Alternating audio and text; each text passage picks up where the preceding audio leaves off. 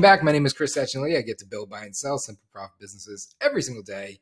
And today we're going to be talking about profit per person and how we can optimize inside of our business to increase the amount of profitability that we see per individual or people that we have inside of our companies, right? So it's a focused point for optimization around profitability. And where this comes from is we run a newsletter, Simple Profits. It goes out once a week to about 50,000 or so business owners, what we call investpreneurs. And every week we run a poll. And this past week we ran a poll about, what do you measure that matters, right? We're trying to understand what our business owners that are inside of our ecosystem, what our investpreneurs are focusing on, because strategy equals focus, to be able to unlock value inside of the business. And based off the results of this poll, it is very clear that the leading indicator in terms of what we measure that matters to us as business owners is the amount of profit that we're putting in our pocket per team member, right? Profit per person inside of our team. So that's what we're going to drive into today in terms of our topic. Overview of the conversation. We're going to define exactly what that means in terms of profit per team member. What is the formula? How do we actually figure out what that looks like? What does that actually mean? What is? We're going to then identify the drivers. So what are the key drivers that actually help you maximize profit per team member so that we have context to the content of the definition. And then we're going to allow us to focus. And if you watch with us to the end, we'll actually show you what you can measure that matters, right? So measure to matter in order to optimize for profitability when it comes to a profit per person basis inside of your business, right? So getting right into the definition, what are we talking about, right? So when we say profit per team member or profit per person, we love to say team members. We love to say profit per person because we don't necessarily like to think about folks as employees, right? At the end of the day, we love to promote the concept of an ownership mentality, especially with everybody inside of our ecosystems. At Bootstrapper Capital, at least, where we're build, buying, and selling a portfolio to brands to help you provide affordable and flexible solutions to build, buy, and sell your own, businesses. We think of everybody as team members. We don't really think about employees. We try to get around that concept. When we're talking about this inside of our business, we're thinking okay, for every employee that you may have in your business, somebody that you're responsible for, right? Somebody that you need to make sure that there's productivity in terms of output to justify the cost basis of having that person inside or involved with your company. Figuring out that unit economic basis on a per person basis is maybe one of the hardest things that a business owner can do, because you're quite literally trying to figure out, what can I afford to compensate? What type of cost can I take on? And what do I need that person to achieve from a productivity and output perspective to justify that cost? Right? And you're taking on cost, which is assuming liability or taking on risk. And the goal is, at the end of the day, profitability, right? You want that output to be higher than the cost basis. And that's how you're getting the leverage. And what we're trying to achieve inside of building our team or hiring folks, which typically takes place at exit number 2, is achieving leverage. So this formula is profit per team member, and it's total profit divided by the number of team members. Very, very simple, straight to the point. And if you use this as a benchmark, you can help determine a couple of key things like, is our revenue growth good, right? Are we taking into account high quality cost management? So are we operating in a lean and efficient way? Are we achieving productivity per team member? Is the customer retention high, right? These are drivers that help you maximize profit per team. And as you start to focus and you look at the different levers to pull, you can actually identify areas to unlock value inside your business by just looking at this one key indicator of profit per person, right? So disclaimer here, as we're getting into this changes by stage, right? So earlier I said exit 2 when you're building your team, right? But realistically, based off of the stage of business you are, which exit you are, right? This is going to change. The drivers are going to change. And more explicitly, the measure what matters. The metrics that you're paying attention to are going to change. Why? Because a business that is at exit 4 is paying attention to different metrics than a business that's at exit 2, just starting to get people into role, right? So it's important just to asterisk that before we get going and go into this deep. So, make sure you have the right perspective, change your perspective, change your approach, assess where you are at your stage in the business, and then apply the relevant information that matters to you, right? First thing that we're going to talk about is revenue growth. So when we're talking about revenue growth, we're trying to increase the amount of revenue that's coming into our business, because the more revenue that we have coming in, hopefully, if we do these other things that we're going to discuss and operate efficiently and effectively, then that will help be a key driver of profitability, specifically profitability per team member, right? More revenue, potential for more profit, potential, right? Our job is to make it, turn potential into actual. So from a revenue growth perspective, it starts with the customer acquisition. So as we know, we look at the 4 pillars of customer acquisition. There's 4 ways to acquire customers. You have warm relationships, you have cold relationships, you have earned relationships, and you have paid relationships, right? And then you could take those 4 pillars and you could, empower other people to leverage them as well. So really there's 8 stacked total, things that you can control, and then things that you can do to help empower other folks in your channel to do for you as well, referral partners, etc. Right? So focusing on scalable acquisition strategies that allow you to acquire customers, ideally at the lowest possible, cost basis, in a quick manner, so you have velocity that gets you to a higher ROI, a return on investment, right? So when you're optimizing for acquisition, right, that's one place to start to think about in terms of optimizing for profit per person. The other thing is the gross margin off of what you're selling, or we put here the gross margin of the offer. But you want to focus on products and solutions or services, right, that have a higher overall profit margin, because if you're optimizing for acquisition and then you're optimizing acquisition into an offer or a conversion point that has larger gross margins, right, which gross margin is your revenue minus your cost of goods sold equals your gross margin. If you're optimizing for gross margin, then you have the opportunity to also be optimizing for profit per person, right? More margins, that more potential for profit per person, right? The other thing that you're trying to focus on when it comes to revenue growth is the opportunity to create and catalyze more incremental revenue per customer. So I want to acquire as many customers at the lowest point, at the lowest cost basis, why we focus on scalable acquisition strategies at first. Acquire more customers, lower cost basis. I want to acquire them into something that has really good gross margins, so that A, I can cover acquisition costs, B, I can have more profit per person, right, if that's the only thing that we're selling. And then C, I want to be able to position something that we can upsell or cross-sell, and we call it up value or cross value in our portfolio of businesses, because you're trying to position more value to folks, right, on this journey of you servicing them and helping solve some problems, which is going to increase the maximum lifetime value of that customer that you acquired and then initially serviced, right? If you can focus on these 3 things, right, scalable acquisition, lower cost, higher velocity, right, better gross margins into the things that you're closing and selling and providing, and more opportunities for value creation, extension of lifetime value of the customer, then you're going to maximize your revenue growth. In a couple of slides, we're going to get into the metrics that matter when it comes to revenue growth, but they're all tied to these things.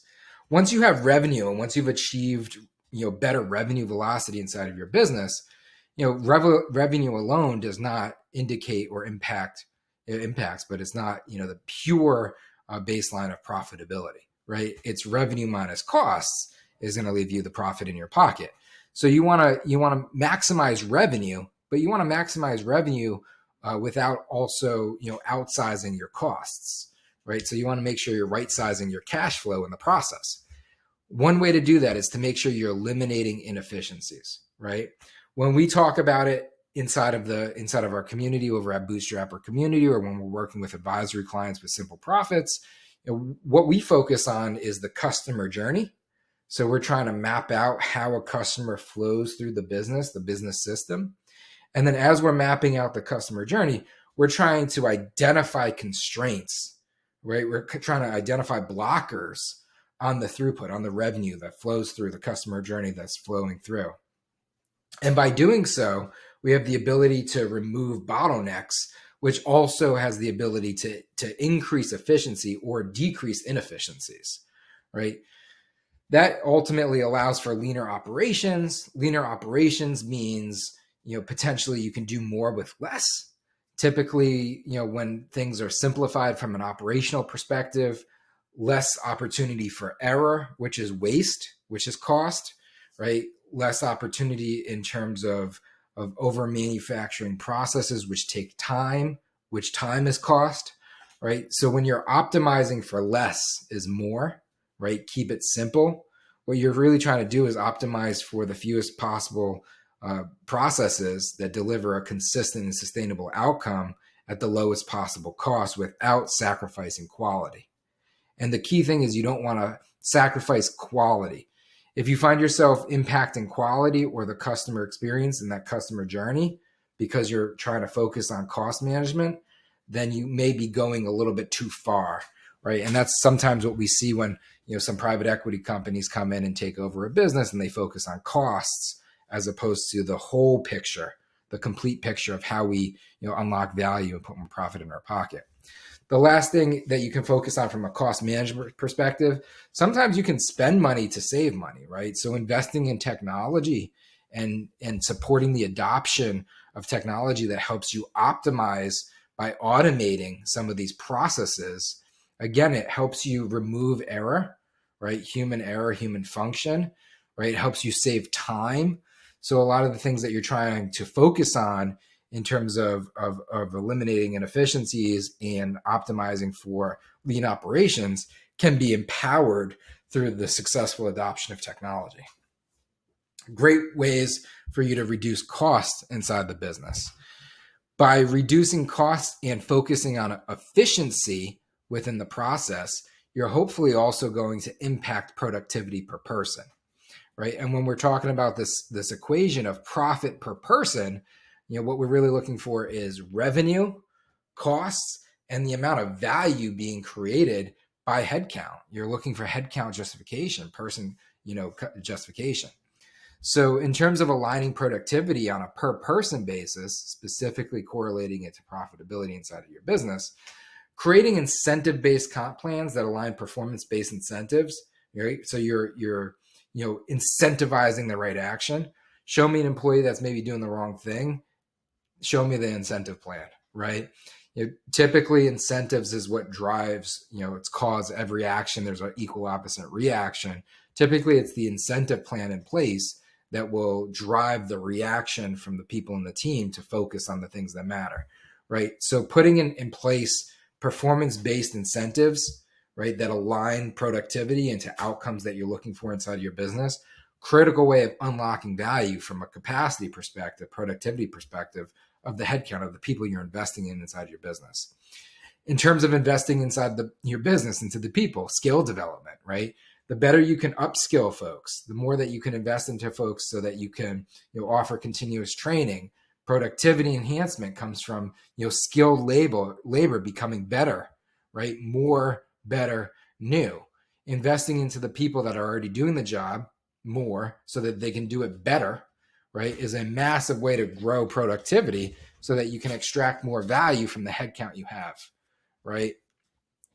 And then again, measure what matters. Show me incentives, right? Tell me what somebody is focusing on. I'll tell you a why behind the output, right?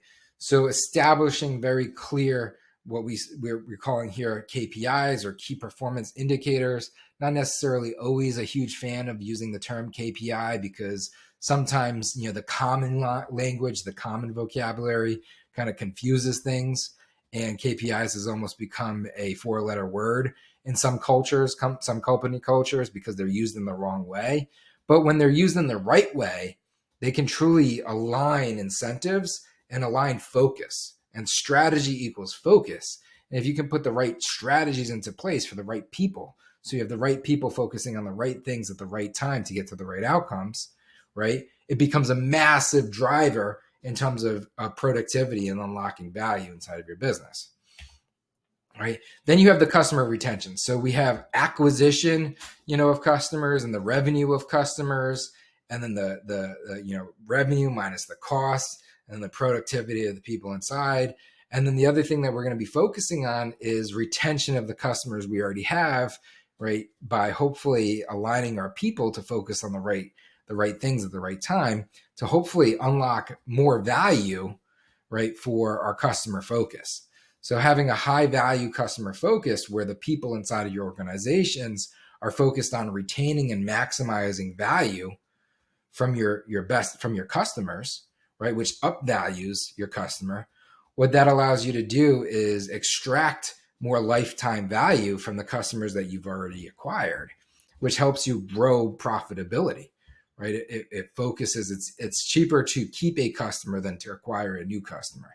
And the cheapest way to keep a customer is to have that customer buy more, right? So by identifying up value opportunities or to incentivize loyalty with your existing customer base, you're going to retain your customers for longer. And the longer you can retain them, hopefully the more value you can extract over a longer period of time, increasing lifetime value, increasing the profitability, right? And when you're leveraging profitability through the focus of productivity of your people, that's how you're ultimately achieving, profitability per person, right? So you want to make sure that you're also listening to your customers and you're implementing what they need so you can identify new solutions and new opportunities to create more value, because the name of the game is to generate revenue. It's to deliver the value at the lowest possible cost without impacting quality. It's to align the incentives so that your people focus on the right things at the right time. And ideally, what it all lines into is extraction of customer value or creation of incremental customer value.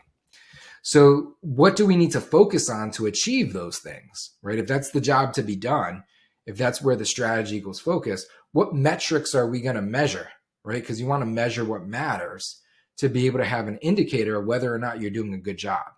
So what does good look like, right? From a financial metrics perspective, and again, asterisk, earlier we discussed, this changes based off of stage of exit. These metrics don't just come out of the box, right? So you can't just go and take this video and ready, set, go, set up some sort of business intelligence dashboard and plug in these metrics and say, this is what I need to measure for my business.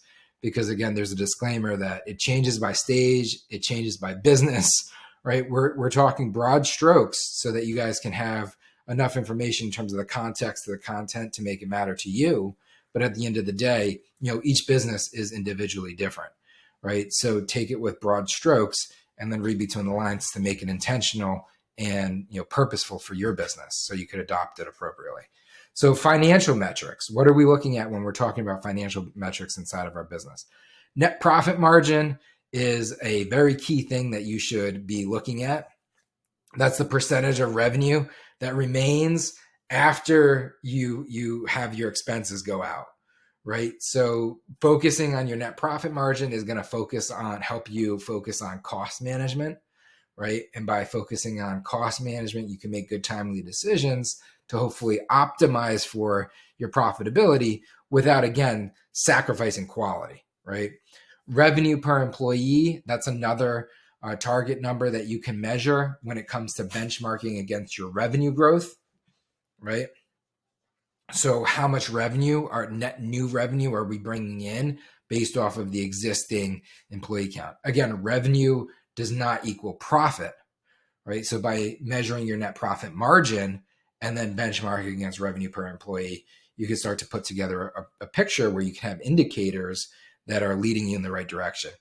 Cost per employee starts to come into cost management, starts to impact your net profit margin, right? It starts to impact your gross profit margin. So you're looking for the total operational cost divided by the number of employees.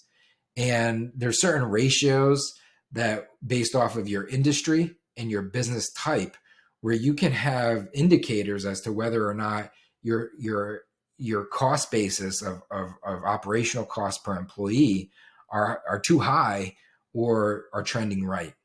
And it becomes a good indicator of maybe you're over indexing on certain things in terms of your cost basis of operating your business.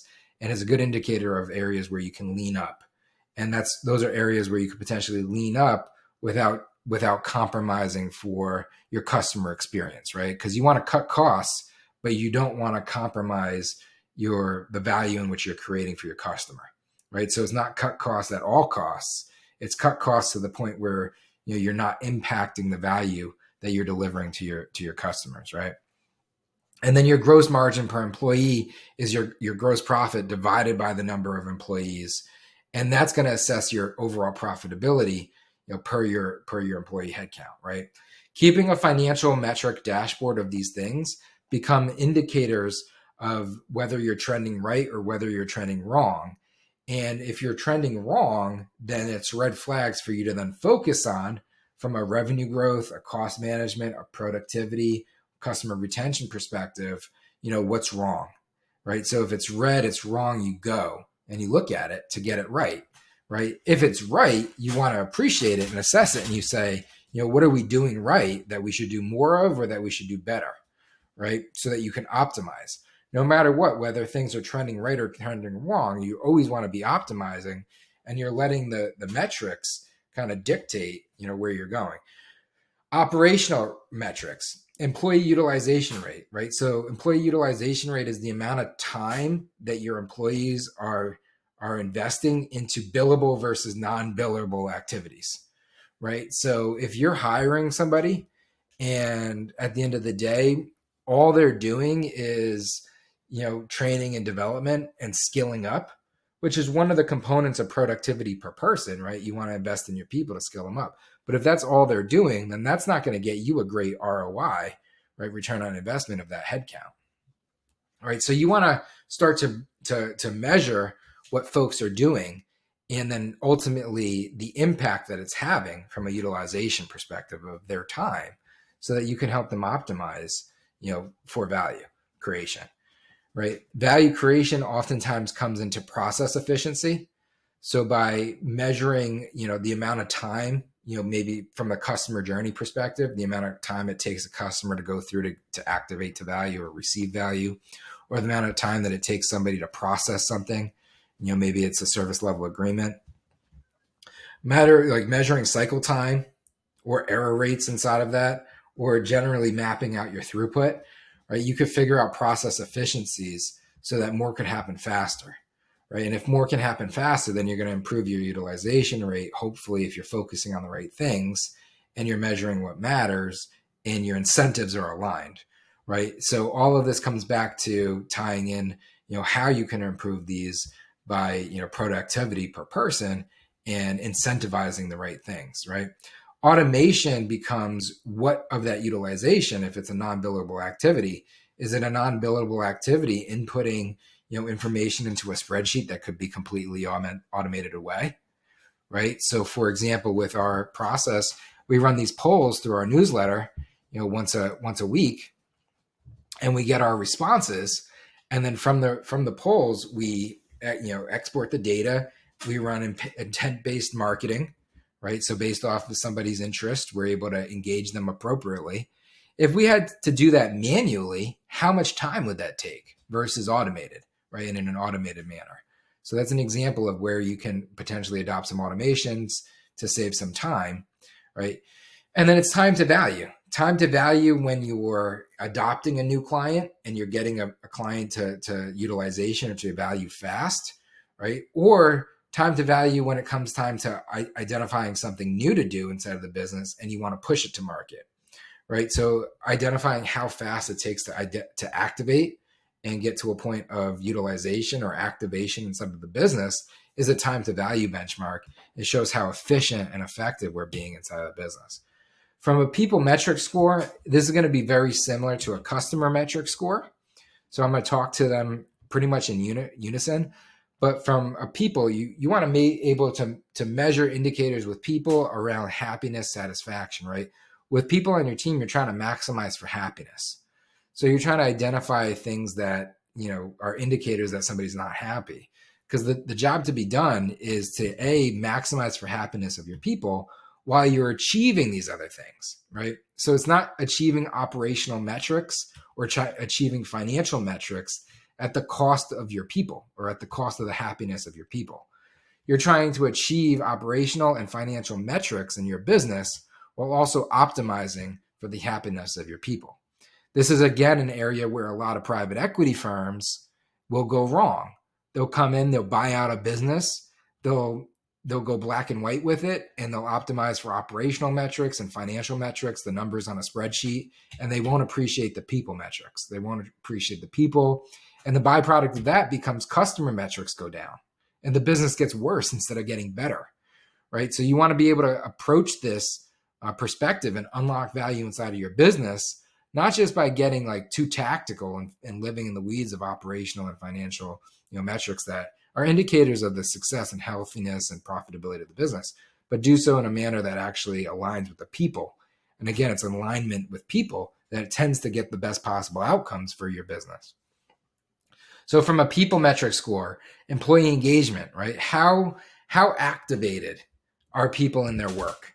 Do they feel ownership? Do they feel like they want to do this? Do they want to show up every day, create value, follow process? Or do they feel disincentivized to do so? Typically, if your turnover rate is a high turnover, then your employee engagement score is probably pretty low, right? So turnover is the amount of, the velocity in which people are leaving. Hopefully you want a very low turnover rate, very high engagement score, right? Training hours per employee, typically up-leveling employees, the more folks that you're capturing for training and enablement. And the best way to do this is training and enablement in a gamified manner where folks don't know that they're in training and enablement. If you're creating a system, again, and show me the incentive. If you're creating a carrot and a stick incentive system, and the stick is you have to complete this training module or you don't get this or something like that, right? If you're incentivizing training with a stick versus a carrot, show me an incentive, I'll show you what somebody does. You're probably building a worse business.